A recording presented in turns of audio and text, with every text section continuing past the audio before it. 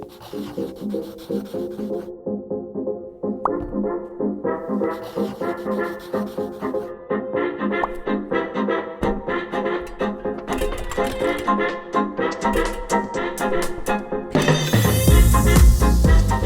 the grand scheme of YouTube, 20,000 subscribers probably isn't all that spectacular.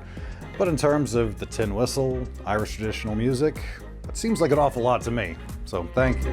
So we're going to continue on with the real silver spear. When I hit 15,000 subscribers, I asked how everybody got into this music, everybody's origin story. So I had everybody post that in the comments, but I never really shared mine. So I figured now's the time. I'm also going to be giving away some of the stuff on this table, so if you're interested in that, stick around to the end. We'll get to that shortly.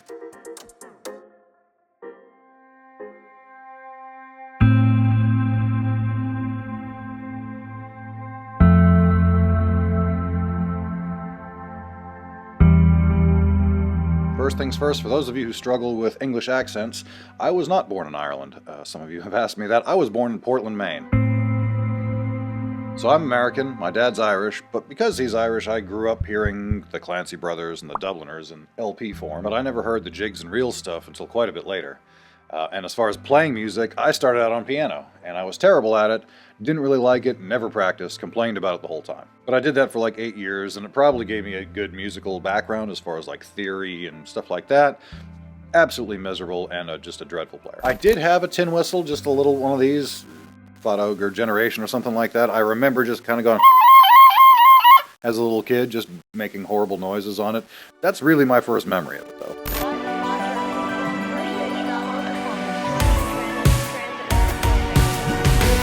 When we moved to Florida, I became Captain NASA. I went to space camp 6 years running. I was sure I was going to go to the Air Force Academy, and I was determined to be an astronaut.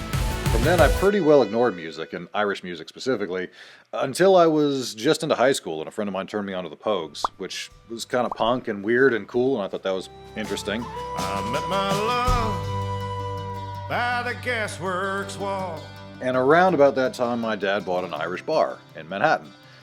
And one of the regulars, who was just happened to be over in Ireland, picked up a souvenir tin whistle and gave it to me.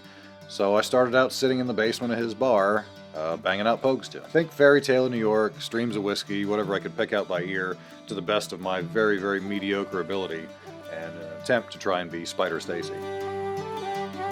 I spent pretty much any available time I could in New York at my dad's bar. Vacations and spring break and stuff like that. That's where I was. And one of the fellows who would fill in bartending when one of the guys was out happened to be an all-Ireland button accordion player by the name of John Redmond. And he heard I was playing the whistle, or I was learning the whistle anyway, and he asked me what I was working on. And I said, Pogues tunes. And he said, great. You're coming with me. We're going to a session, and we're going to hear some proper music. And we all relocated to Mona's, which back in the 90s was a real proper hotspot of it. But it didn't look like that from the outside. It looked like a hole in the wall. But we walked in, and there was the session of absolute legends playing, as it turns out. I didn't know anything about it. But they all sat down and played, and right then and there I realized I was learning the wrong music, and I figured I needed to start learning this stuff. Now, I still play Pogues tunes, of course, don't get me wrong. Still love the Pogues.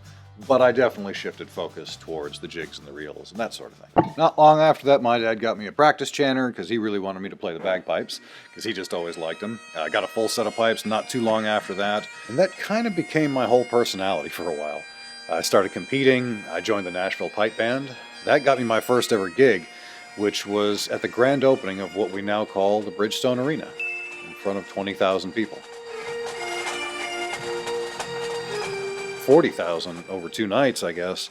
Never had to worry about stage fright after that. But I was still playing whistle in between bagpipe practices. I played with my choir in high school for a while. Got my first flute, this poor beat-up bastard here. I don't remember who made this, but I think if I remember right, my mom got it out of a catalog like Lark in the Morning or one of those. And it was pretty much all you could get from mail order back in 1990, whenever that was, 6 or something like that. Not sure this is even playable. Not really. Then I went to Ireland, got myself a practice set of uilleann pipes, which was a really dumb idea because I was pretty lousy at those. But by the time I got to college, I had amassed a fairly decent collection of instruments, and I had a fairly low level of talent on each of them. But I met some folks in Iowa, where I was going to school, and we started a band. Or I joined a band, or I don't know if it was already existing or not, now that I think about it.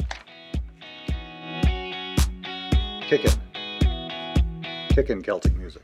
Anyway, played around town, bunch of folks doing traditional tunes, jigs and reels, and then doing some songs and stuff too. And it was really my first proper experience being involved in the arrangement process and coming up with new music, which was pretty fun. Then an Irish rock group called 6 Mile Bridge came to town, got to see their show, stayed in touch with them, and over the summer when I was back in New York, they were touring through and we got to hang out, playing tunes and stuff. Dropped out of college, joined that band, and married the bouzouki player. Toured all over the place, did 2 or 3 records, I guess, with the band. But then when we left, we moved from New York back down to Nashville because we had family nearby and it was a much better cost of living at the time. Met up with the awesome Irish music community here in Nashville. A lot smaller at the time now than it is now, but a great bunch of folks, and they taught more than I'd ever learned from anybody, I think, at that point. Most of my tunes I owe because of the folks here.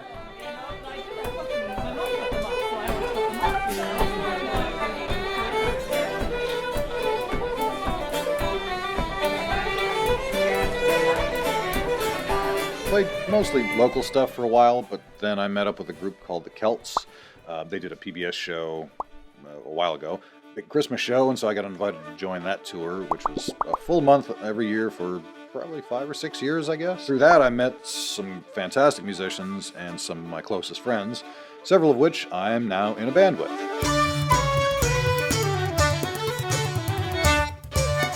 That's us. That's our band, the Sternwheelers, who I spend most of my musical energy on these days. Finishing up a new record, hopefully soon. So that's the musical background of this guy. I am doing a giveaway because I've gotten so much stuff over the years. I've collected so much stuff, which, let me take a minute just to say thank you for those of you who have given whistles in to be reviewed and have, for whatever reason, had an interest in my opinion on stuff like that. I've just got too much of it. I've got too much stuff, so I'm trying to thin the herd a little bit and maybe get some of these in the hands of people who will hopefully play them. So I'm doing a giveaway here. I'm doing one over on my Patreon. Thank you to those of you who have signed up on there. It really means a lot. I'm doing another giveaway on there, and I'm going to do one on TikTok. So if you haven't joined the sensation there, feel free and hit me up on there. Same username at WhistleTutor on there. I've had these Susato whistles for probably 15 years. I got them specifically for that band that I mentioned, 6 Mile Bridge, when we were touring in very cold climates, doing festivals where we were freezing. These are impervious to the weather, which is why I got them, and they're great for that. What this is a B flat, a C, and an E flat. I have no idea where the D whistle went. I think I may have given that away to somebody. But if you're interested in getting into other keyed whistles, say if you only have a D whistle and you want to try and branch out and do something different, here's 3 of them to check out. Among these, the most useful, I'd say, is probably the C. It's probably the one you're going to have the most actual need for. My favorite would probably be the B flat, just because that tonal range is really nice and mellow. Just got a nice kind of smooth sound, I think. 3 things to get into this contest as usual. 1 is subscribe if you haven't already. If you have, thank you, appreciate it. Give this video a thumbs up, give it a like, and then leave in the comments down below what the track is that you deeply listen to.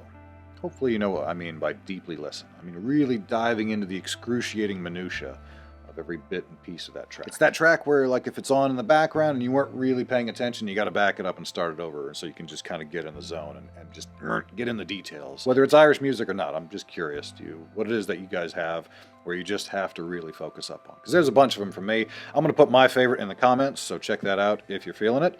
And yeah, I will see you guys in the next one. Thanks again for 20,000 subscribers.